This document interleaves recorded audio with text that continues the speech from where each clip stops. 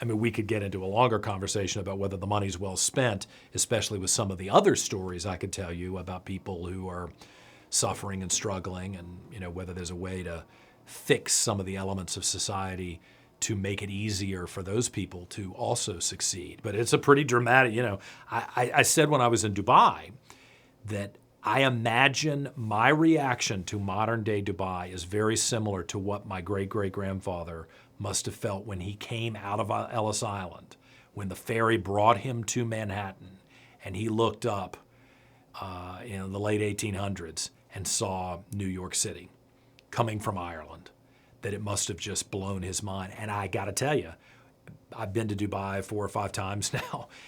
With this latest trip, I still felt the same way, like, wow. There's a lot that's messed up here, but this is amazing to see. And there are also cultural reasons you can get into that make it not a bad thing as such. There are reasons why people do things. And another thing we're about is most people aren't fundamentally bad. I mean, across the world, but badness it doesn't take many apples to ruin the bunch. That's the problem about badness. It doesn't take much. So there are good reasons why they are the way they are, for sure.